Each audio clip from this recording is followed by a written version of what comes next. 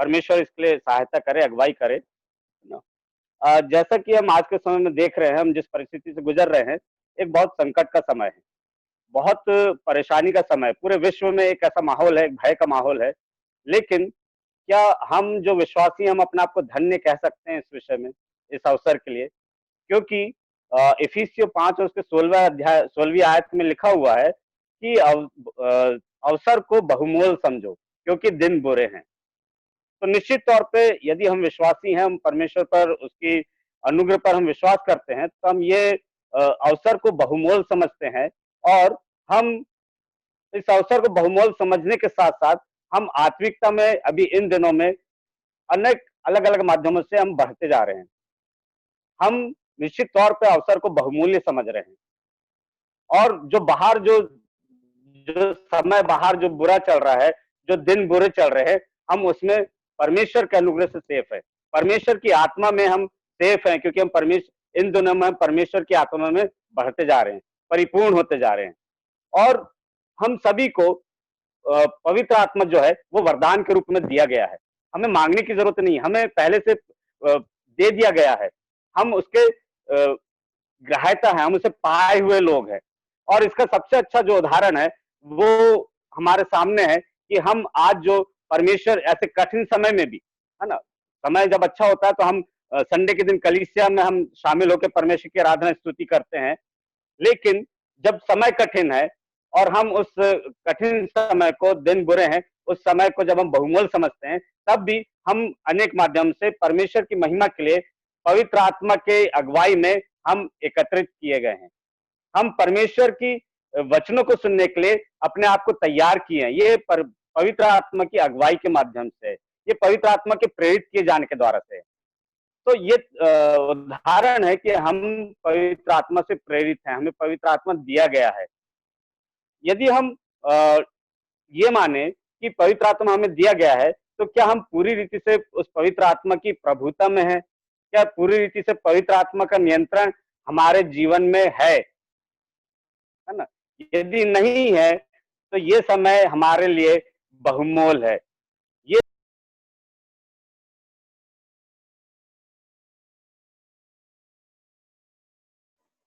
पवित्र आत्मा में परिपूर्ण होते गए, वे पवित्र आत्मा की अगुवाई में चलते गए और प्रभु यीशु मसीह के साथ रहे। लेकिन एक चेला जो था, यहूदा इस्करियोती, वो उस पवित्र आत्मा से परिपूर्ण नहीं हुआ, उस पवित्र आत्मा में नहीं बढ़ा वो। इसलिए वह प्रभु यीशु मसीह को पकड़ने वालों का अगुवा बनना। ये जब हम प्रेरितों के काम उसका पहला अध्याय 16वीं आयत पढ़ते, तब हम इस विषय में पाते हैं। लेकिन जो 11 चेले थे, वे 11 चेले बढ़ते गए, पवित्र आत्मा से परिपूर्ण होते गए। और हम एक वचन निकालेंगे, आज का जो मुख्य वचन है, इफिसियों की पत्री, उसका 5वां अध्याय और 17वीं और 18वीं आयत। इफिसियों 5, 17 और 18, वहां पे इस प्रकार लिखा है, इस कारण निर्बुद्धि ना हो, पर ध्यान से समझो कि प्रभु की इच्छा क्या है, और दाखरस से मत वाले ना बनो, क्योंकि इससे लुचपन होता है। और उसी के साथ हम 19वीं आयत भी पढ़ेंगे, पर आत्मा से परिपूर्ण होते जाओ।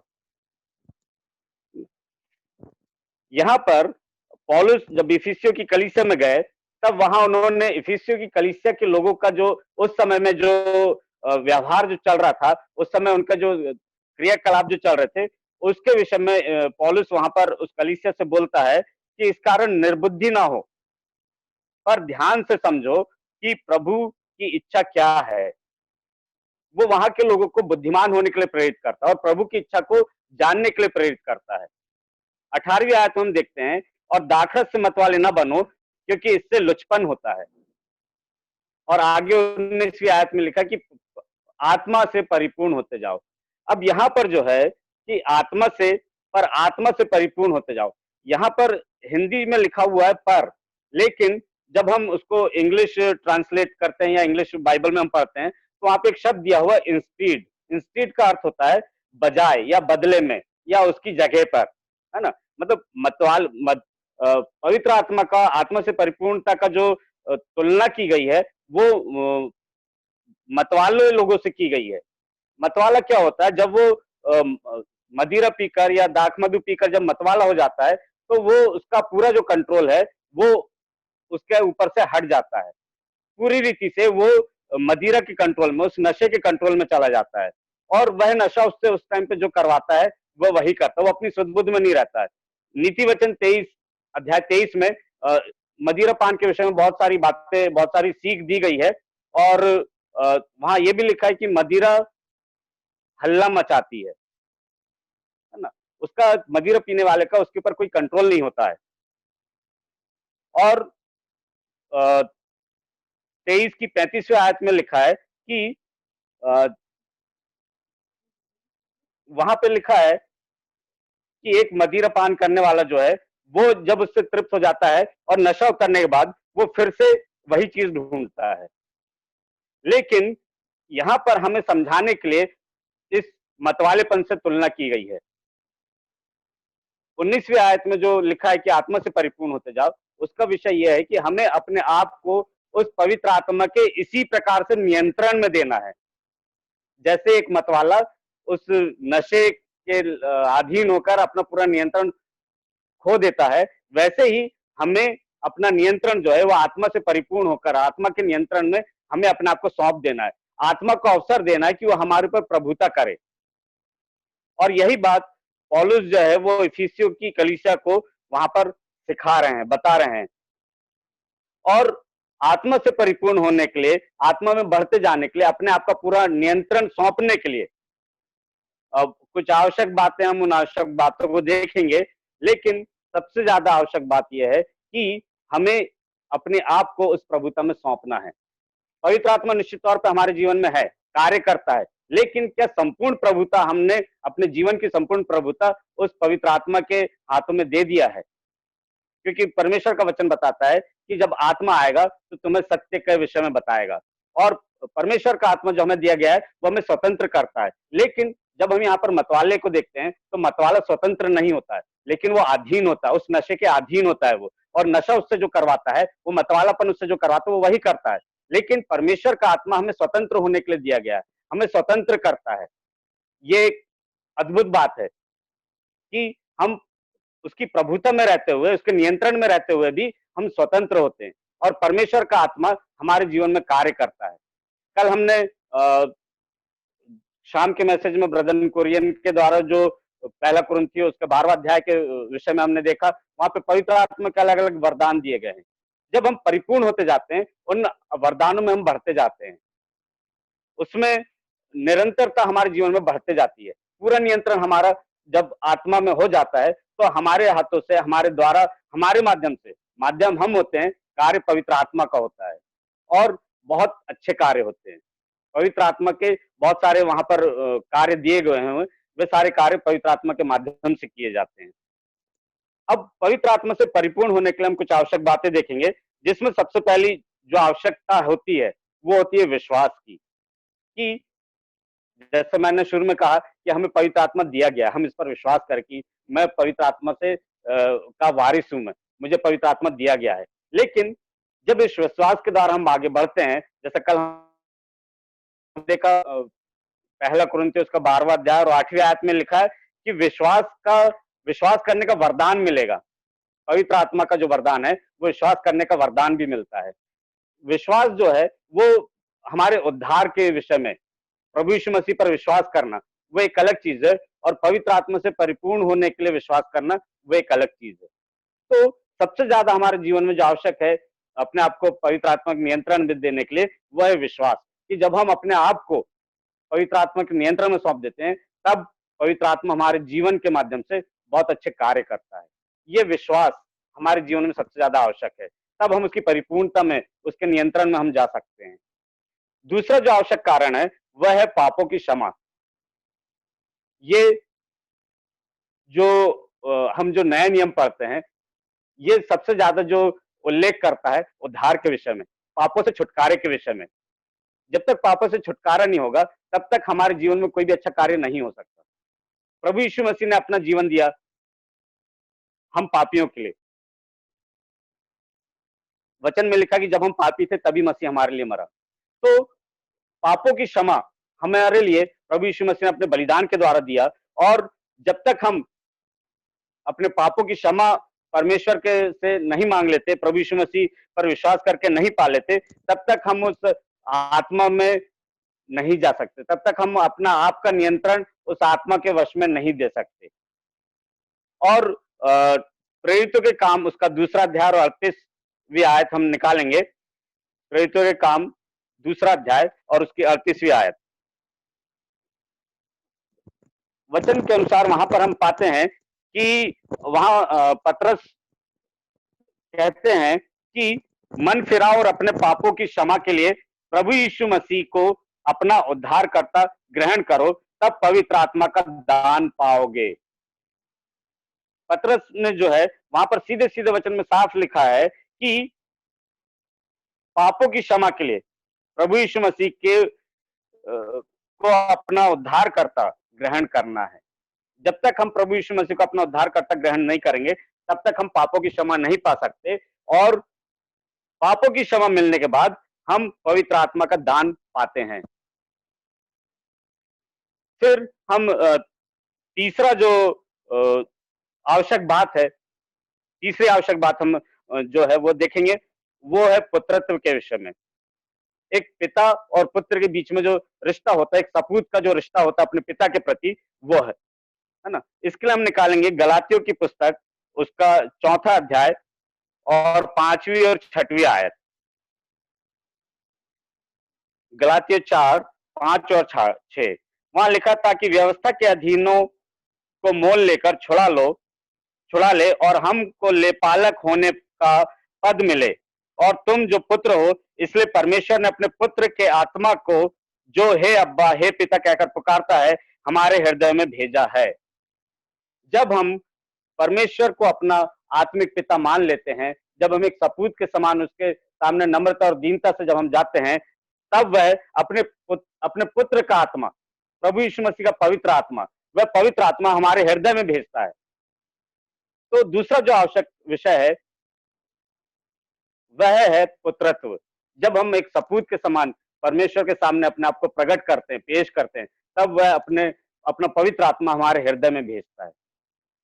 हमारे हृदय में आके वह हमारा नियंत्रण करता है। चौथा जो आवश्यक विषय है वह है आज्ञाकारिता। आज्ञाकारिता के विषय में हमको वचन मिलता है प्रेरितों के काम, उसका 5वां अध्याय और 32वीं आयत। प्रेरितों के काम 5 और 32, वहां पर लिखा है, हम इन बातों के गवाह हैं, और वैसे ही पवित्र आत्मा भी जिसे परमेश्वर ने उन्हें दिया, जो उसकी आज्ञा मानते हैं। आज्ञाकारिता, है ना। अब आज्ञाकारिता के विषय में हम देखें तो सबसे पहले हमें आज्ञाकारिता के विषय में जो उदाहरण मिलता है वो मिलता है अब्राहम का, कि जिससे परमेश्वर ने बोला, एक बार बोला अब्राहम उठ और चल, तो अब्राहम उठा और चल दिया। उसने पूछा नहीं परमेश्वर पिता कहाँ जाना है। अब्राहम को परमेश्वर ने आज्ञा दिया कि अब्राहम एक वेदी, एक होम बलि की तैयारी कर, और होम बलि का जो है वो तुझे अपने पुत्र की होम बलि देना है। परमेश्वर से अब्राहम ने कोई सवाल नहीं किया, परमेश्वर की आज्ञा मानकर, पिता की आज्ञा मानकर अब्राहम चल पड़ा। फिर हम जब प्रभु यीशु मसीह का जीवन देखते हैं, प्रभु यीशु मसीह का जीवन भी आज्ञाकारिता को प्रकट करता है। वह स्वयं पवित्र आत्मा है, वह आज्ञाकारिता को प्रकट करता है, वह देहधारी वचन है, आज्ञाकारिता को प्रकट करता है। अपने पिता की आज्ञा को पूरी करने के लिए उन्होंने अपने आप का बलिदान हम पापियों के लिए, हमारे उद्धार के लिए, हमारे छुटकारे के लिए क्रूस पर कर दिया। तो ये जो है, जब हम परमेश्वर की आज्ञा को मानते हैं, तब वह हमें पवित्र आत्मा से भरता है, पवित्र आत्मा से के वरदानों से भरता है। और जो छठवां जो आवश्यक बात है, छठवीं आवश्यक बात जो है पवित्र आत्मा से परिपूर्ण होने के लिए, वह है प्रतीक्षा। प्रतीक्षा करना, हर किसी के लिए इंतजार करना, प्रतीक्षा करना बहुत कठिन होता है। किसी भी विषय में प्रतीक्षा करना कठिन होता है। जब हम प्रतीक्षा में जाते हैं तो हमको ऐसा लगता है कि जो घड़ी है वो धीरे धीरे चल रही है, बहुत रुक रुक के चल रही है। लेकिन परमेश्वर का वचन हमें धीरज रखना सिखाता है। पौलुस का विषय में हम देखें तो पौलुस हमें धीरज के विषय में सिखाता है। वो धीरज की दौड़ सीखने के विषय में सिखाता है। अब धीरज से यदि दौड़ सीखे तो कैसे जीती जा सकती है? लेकिन पौलुस हमें इस आत्मिक दौड़ को धीरज के साथ जीतने के लिए प्रेरित करता है। इसके लिए हम वचन निकालेंगे जो हमें मिलता है लूका रचित सुसमाचार उसका 24 अध्याय और 49वीं आयत। लूका रचित सुसमाचार 24 अध्याय और 49वीं आयत। वहां पर लिखा है, और देखो जिसकी प्रतिज्ञा मेरे पिता ने की है मैं उसको तुम पर उतारूंगा, और जब तक स्वर्ग से सामर्थ ना पाओ तब तक तुम इसी नगर में ठहरे रहो। प्रभु यीशु मसीह अपने चेलों को आज्ञा देते हैं कि जब तक सामर्थ ना पाओ तब तक इसी सामर्थ जो स्वर्ग से मैं उतारने वाला हूं, जब तक उस सामर्थ को ना पाओ तब तक इसी नगर में ठहरे रहो, वहां से जाना नहीं।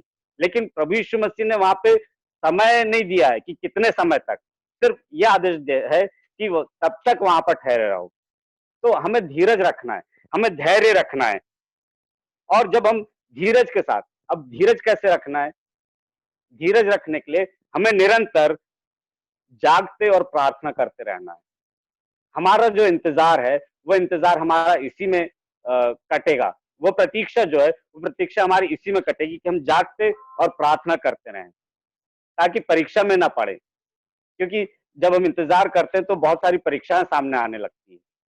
तो जागते और प्रार्थना करते रहने के साथ हमें प्रतीक्षा करना है कि वह पवित्र आत्मा जो परमेश्वर की ने दिया है और उसकी परिपूर्णता में हमें बढ़ना है, तो उसके लिए हमें जागते और प्रार्थना करते रहने के साथ हमें प्रतीक्षा करना है, धीरज रखना है, धीरज की दौड़ दौड़ना है।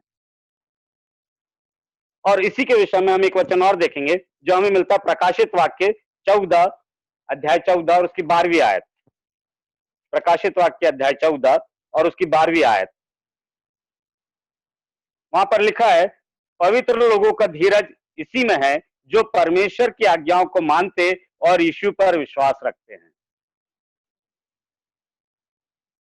अब यहां पर धीरज के विषय में दिया गया है, प्रतीक्षा जो हमें धीरज के साथ रखना है, तो पवित्र लोगों के धीरज के विषय में वर्णन किया गया है। पवित्र लोगों के धीरज क्या है कि परमेश्वर की आज्ञाओं को मानना और यीशु पर विश्वास रखना। यहां पर जब प्रभु यीशु मसीह ने चेलों को जो आज्ञा दिया कि ठहरे रहो, तो प्रभु यीशु मसीह की आज्ञा भी है और चेलों का प्रभु यीशु मसीह के प्रति विश्वास भी है। जब वे इस विश्वास में और आज्ञा मानकर वे ठहरे रहे, धीरज रखे, तब उनको पवित्र आत्मा का सामर्थ्य मिला, तब वे पवित्र आत्मा से परिपूर्ण हुए। और परिपूर्ण होने का एक जो जो उनमें जो सिद्धता जो प्रकट हुई, वो प्रकट कैसे हुई कि वे अन्य अन्य भाषा बोलने लगे। मरकुस रचित सुसमाचार उसका 16वां अध्याय और 17वीं 18वीं आयत में जब हम पढ़ते हैं तो हम पाते हैं कि पवित्र आत्मा पाने वालों में जो चिन्ह है वे नई नई भाषा बोलते हैं।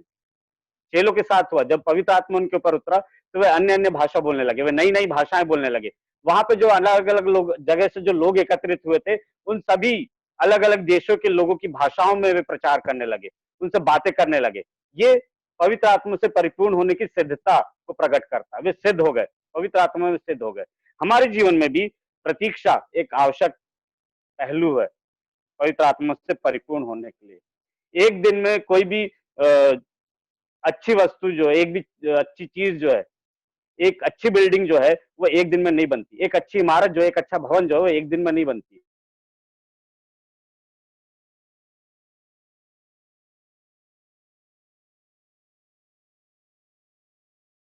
उसके लिए उस मालिक को प्रतीक्षा करना होता है, धीरे धीरे करके रद्दा बाय रद्दा वो बनते जाता है, धीरज जो होता है वो प्रतीक्षा पूर्ण होती है। हमारा आवश्यक बात जो है वह है प्रार्थना। एक मसीह जीवन का सबसे महत्वपूर्ण पहलू प्रार्थना। इसके लिए हम देखेंगे लूका रचित सुसमाचार उसका 11वां अध्याय और 13वीं आयत। लूका रचित सुसमाचार अध्याय 11 13वीं आयत। वहां पर इस प्रकार लिखा है, अतः जब तुम बुरे होकर अपने बच्चों को अच्छी वस्तु देना जानते हो तो स्वर्गीय पिता अपने मांगने वालों को पवित्र आत्मा क्यों ना देगा। स्वाभाविक तौर पे जब हमारे घर में हमारे बच्चे कुछ अच्छी अच्छी वस्तु मांगते हैं, कोई भी वस्तु मांगते हैं, तो हम अच्छी से अच्छी बेहतर बेस्ट जो हम बोल सकते हैं वो देने का प्रयास करते हैं। तो आत्मिक पिता, हमारा स्वर्गीय पिता जो है, जब हम उसके सामने प्रार्थना के माध्यम से जाएंगे, जब हम अपने घुटनों पर जाएंगे, जब हम अपने आंसुओं के साथ जाएंगे, तो क्या वो उस पवित्र आत्मा से हमें परिपूर्ण नहीं करेगा? क्या वो हमें उस पवित्र आत्मा के नियंत्रण में नहीं सौंपेगा? क्या वो पवित्र आत्मा हमारे ऊपर प्रभुता नहीं करेगा? तो प्रार्थना जो है, ये एक बहुत आवश्यक पहलू है कि हम अपने आप को पवित्र आत्मा के नियंत्रण में सौंपें। प्रार्थना भी जो है, वो पवित्र आत्मा के नियंत्रण में सौंपने का एक माध्यम है। प्रार्थना में जब हम बंद कोठरी में जाते हैं, अकेले में जाते हैं, घुटनों पर जाते हैं, तो पवित्र आत्मा की परिपूर्णता को प्रकट करता है। पवित्र आत्मा के नियंत्रण में हम अपने आप को सौंप देते हैं। तब अ, हमारी आत्मा जो है, वो परमेश्वर से बात करती है। हमारी बुद्धि नहीं, लेकिन हमारी आत्मा प्रार्थना के माध्यम से परमेश्वर से बात करती है।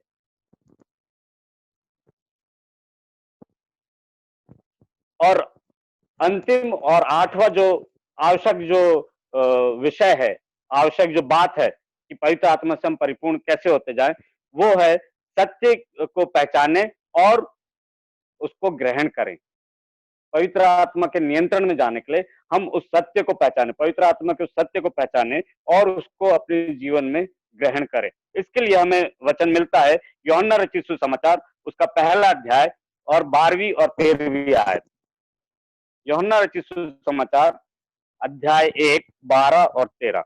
परंतु जितनों ने उसे ग्रहण किया, उसने उन्हें परमेश्वर की संतान होने का अधिकार दिया, अर्थात उन्हें जो उसके नाम पर विश्वास रखते हैं, वे ना तो लहू से, न शरीर की इच्छा से, न मनुष्य की इच्छा से, परंतु परमेश्वर से उत्पन्न हुए हैं। है ना? अब यहाँ पर वचन बोलता है कि जिन्होंने उसे ग्रहण किया, जितनों ने उसे ग्रहण किया, परमेश्वर की संतान होने का अर्थात पवित्र आत्मा के वारिस होने का अधिकार दिया। तो सबसे ज्यादा जरूरी है कि हम उस पवित्र आत्मा को, सत्य को पहचाने, जो उसको ग्रहण करने के माध्यम से हम पाते हैं। और पवित्र आत्मा के वारिस होने का अधिकार हमें वहां पर मिलता है। और उसी के साथ हमें यह विश्वास करना है कि प्रभु यीशु मसीह ही हमारा उद्धार करता है, हमारे पापों से छुटकारा देने वाला है। तब हम पवित्र आत्मा के नियंत्रण में बढ़ते जाते, तब हम अपने आप को, अपने आप के ऊपर परमेश्वर के आत्मा को प्रभुता करने का अधिकार देते हैं, जो स्वतंत्र होता है, बंदिश में नहीं होता, बंधन में नहीं होता। जो एक विश्वासी है, जो पवित्र आत्मा से परिपूर्ण होता है, उसके चेहरे पर आप देखिए कैसी चमक होती है, उसके जीवन को आप देखिए कितना खुश होता है, वो कितना आनंद होता है। यदि हम पौलुस के विषय में देखें, जब पौलुस पवित्र आत्मा से परिपूर्ण हुआ, तो वह ये जानता था कि उसको प्रभु यीशु मसीह के सुसमाचार प्रचार करना है, लेकिन वह ये जानता था कि यदि वो यरूशलेम में प्रभु यीशु मसीह के जीवन के सुसमाचार का प्रचार करता है, तो उसके जीवन में बहुत सारे बंधन और क्लेश होंगे। लेकिन उसने उन बातों की चिंता नहीं किया। वह उन बातों की चिंता किए बगैर प्रभु यीशु मसीह का सुसमाचार प्रचार करता रहा, निरंतर, लगातार, बिना किसी हानि और बिना किसी लाभ की चिंता किए हुए। सिर्फ एक ही व्यक्ति, ऐसी एक ही विषय को लाभ जानता था कि प्रभु यीशु मसीह में जीना और प्रभु यीशु मसीह में मरना। बस उसका उद्देश्य जो था वो यही था, क्योंकि वह जो था पवित्र आत्मा के नियंत्रण में था। उसके ऊपर परमेश्वर का आत्मा प्रभुता करता था। हमारे जीवन में भी हम पवित्र आत्मा हमें मिला हुआ है, लेकिन आवश्यक नहीं है कि हम सभी के जीवन में प्रभु यीशु मसीह का आत्मा प्रभुता करे, ये आवश्यक नहीं है। लेकिन अभी मैंने हमने जो 8 बातें जो देखी, आवश्यक बातें देखी, जब इन आवश्यक बातों में जब हम जाते हैं, तब परमेश्वर का जो आत्मा है, वो हमारे ऊपर प्रभुता करता है। हम अपना अधिकार उसे दे देते हैं। जब हम अधिकार पवित्र आत्मा को दे देते हैं, उसको प्रभुता करने का, उसको नियंत्रण करने का जब हम अधिकार देते हैं, तब उससे परिपूर्ण होने के क्या परिणाम हमें प्राप्त होते हैं, हम उस विषय में देखेंगे। सबसे पहला जो परिणाम है, वो गवाही देने की सामर्थ्य मिलती है। जब हम पवित्र आत्मा के नियंत्रण में चले जाते हैं, तब पवित्र आत्मा स्वयं हमें प्रेरित करता है कि हम अपने जीवन की गवाही दें। जो परमेश्वर के माध्यम से हमारे जीवन में जो कार्य हुआ है, हम उसको लोगों के सामने रखें, उसको प्रदर्शित करें। प्रभु यीशु मसीह के जीवन की भी गवाही हम देते हैं। सुसमाचार प्रचार जो करते हैं, वो भी गवाही है, प्रभु यीशु मसीह के जीवन की गवाही है। जब हम पवित्र आत्मा से परिपूर्ण हो जाते हैं, नियंत्रण में चले जाते हैं, तब हम सुसमाचार प्रचार करते हैं। अपने स्वयं के जीवन की तो गवाही देते हैं, लेकिन सुसमाचार प्रचार भी करते हैं, वो भी प्रभु यीशु मसीह जीवन की गवाही है। इसके लिए हम देखेंगे प्रेरितों के काम पहला अध्याय और उसकी 8वीं आयत। प्रेरितों के काम पहला अध्याय और 8वीं आयत, वहां लिखा है, परंतु जब पवित्र आत्मा तुम पर आएगा तब तुम सामर्थ पाओगे और यरूशलेम और सारी यहूदिया और सामरिया में और पृथ्वी की छोर तक मेरे गवाह होगे। जब पवित्र आत्मा तुम पर आएगा तब तुम मेरे गवाह होगे, पृथ्वी की छोर तक, है ना। प्रभु यीशु मसीह के जीवन की गवाही देना, प्रभु यीशु मसीह का सुसमाचार प्रचार करना, ये पवित्र आत्मा के नियंत्रण में हो सकता है। इसके अलावा और कोई उपाय नहीं है। जब तक पवित्र आत्मा हमें नियंत्रण में न ले, तब तक हम सुसमाचार प्रचार करना हमारे लिए कठिन होगा, मुश्किल होगा, क्योंकि हम वही दे सकते हैं जो हमारे पास है। हमारे पास पवित्र आत्मा है, तो हम पवित्र आत्मा को पाने का माध्यम जो है हम लोगों को बता सकते हैं। जो चीज हमारे पास है नहीं, हम उसे लोगों को बांट नहीं सकते, संभव ही नहीं है ये चीज। दूसरा जो परिणाम प्राप्त होता है परिपूर्णता का, वो है एक ज्वलंत या जोशीला मसीह मसीह जीवन जीने का हमें सामर्थ्य मिलता है। जैसे मैंने अभी पौलुस के विषय में उदाहरण दिया, वो हमें प्रेरितों के काम उसका 20वां अध्याय 22 से 24वीं आयत में मिलता है, पौलुस के जीवन के विषय में, कि वो बिना किसी बात की चिंता किए एक जोशीला मसीह बन के, सबसे अच्छा प्रेरित बन के, है ना। बाइबल में कितनी सारी पुस्तकें पौलुस के माध्यम से लिखी हुई है। पौलुस ने अलग अलग कलीसिया में जाके प्रभु यीशु मसीह के सुसमाचार को प्रचार किया, लोगों को धार्मिक, व्यावहारिक और सैद्धांतिक बातों को मानना सिखाया, अपने जीवन को कैसे सुधारना है, वह सारी चीजें पवित्र आत्मा से प्रेरित होकर उसने लोगों को बताया, वचन के अनुसार, अपनी ओर से नहीं, लेकिन वचन के अनुसार, क्योंकि पवित्र आत्मा से प्रेरित था, पवित्र आत्मा के नियंत्रण में था, और इसीलिए वह हर जगह प्रभु यीशु मसीह के जीवन की गवाही देने निकल जाता था। एक ज्वलंत मसीह बनना हमारे जीवन में सबसे ज्यादा जरूरी। प्रकाशित वाक्य में कहता है कि तुम ना तो गर्म हो ना ठंडे हो, लेकिन गुनगुने हो। लेकिन हमें गुनगुना नहीं रहना है, हमें एक ज्वलंत मसीह बनना है, एक लक्ष्य को प्राप्त करना है, आत्मा से परिपूर्ण होकर एक लक्ष्य को प्राप्त करना, और ये उसका परिणाम है। जब हम आत्मा के नियंत्रण में चले जाते हैं, तब एक ज्वलंत और एक जोशीला मसीह जीवन हमारा हो जाता है, उसकी सामर्थ्य में हम बढ़ते जाते हैं। तीसरा जो परिणाम प्राप्त होता है वह है हमारे जीवन से परमेश्वर को महिमा प्राप्त होने लगती है। परमेश्वर ने मनुष्य का क्यों सिरजा? इसीलिए कि हम उसकी महिमा कर सके, हम उसकी आराधना स्तुति कर सके, और यदि हम ना करें तो हमारे सिरजे जाने की का कोई औचित्य नहीं है, कोई लाभ नहीं है। लेकिन परमेश्वर को यदि हम महिमा देते हैं, हम उसकी आराधना स्तुति करते हैं, तो परमेश्वर का जो उद्देश्य है मनुष्य के की रचना के लिए, सृष्टि के लिए, वो उद्देश्य पूरा होता है आत्मा से परिपूर्णता को पाने के बाद, आत्मा के नियंत्रण में जाने के बाद। इसके लिए हम देखेंगे वचन में यूहन्ना रचित सुसमाचार उसका 16वां अध्याय और 13वीं और 14वीं आयत। यूहन्ना रचित सुसमाचार 16वां अध्याय, वहां लिखा है 13वीं और 14वीं आयत में, परंतु जब वह अर्थात सत्य का आत्मा आएगा तो तुम्हें सब सत्य का मार्ग बताएगा, क्योंकि वह अपनी ओर से न कहेगा, परंतु जो कुछ सुनेगा वही कहेगा, और आने वाली बातें तुम्हें बताएगा। वह मेरी महिमा करेगा, क्योंकि वह मेरी बातों में से लेकर तुम्हें बताएगा। यदि हम पवित्र आत्मा से परिपूर्ण है, पवित्र आत्मा के नियंत्रण में, तो हम पवित्रता की बात करेंगे, परमेश्वर पिता की बात करेंगे, परमेश्वर पुत्र की बात करेंगे, परमेश्वर पवित्र आत्मा की बात करेंगे, हम उसको महिमा देंगे, है ना। जब सत्य का आत्मा आएगा तो सबको सत्य का मार्ग बताएगा, और इससे परमेश्वर की महिमा होगी। प्रभु यीशु मसीह ने कहा, मार्ग, सत्य और जीवन मैं ही हूं। तब हम सत्य के विषय में बताते हैं, प्रभु यीशु मसीह के विषय में बताते हैं, हम परमेश्वर की महिमा करते हैं। तो ये जो 3 परिणाम है आत्मा से परिपूर्ण होने का, पहला, गवाही देने की सामर्थ्य हमें प्राप्त होती है। दूसरा एक ज्वलंत या जोशीला मसीह जीवन जीने की सामर्थ्य हमें प्राप्त होती है। और तीसरा है हमारे जीवन से परमेश्वर को महिमा मिलती है। परमेश्वर का उद्देश्य, हमारे सृजे जाने का जो उद्देश्य है वो पूर्ण होता है। अब यदि हम इन सारी बातों को यदि हम ध्यान दें, तो हम पाते हैं कि अपने पापों का अंगीकार और क्षमा, प्रभु यीशु मसीह पर विश्वास, परमेश्वर के प्रति आज्ञाकारिता, धीरज, प्रार्थना और सत्य को ग्रहण करने के द्वारा हम पवित्र आत्मा में परिपूर्ण होते जाते हैं। और स्वयं ही हम में अपनी परमेश्वर जो है स्वयं ही हम में अपनी सामर्थ भर देगा और परमेश्वर की महिमा के साथ हमें एक ज्वलंत मसीह जीवन जीने की सामर्थ प्राप्त होगी, जो हमारे लिए सबसे सर्वोपरि है, एक ज्वलंत मसीह। क्योंकि जब प्रभु यीशु मसीह का आगमन होगा, तो ये ज्वलंत मसीह जो है यही प्रभु यीशु मसीह के साथ रहेंगे। ये विश्वासी लोग जो हैं यही प्रभु यीशु मसीह के साथ रहेंगे।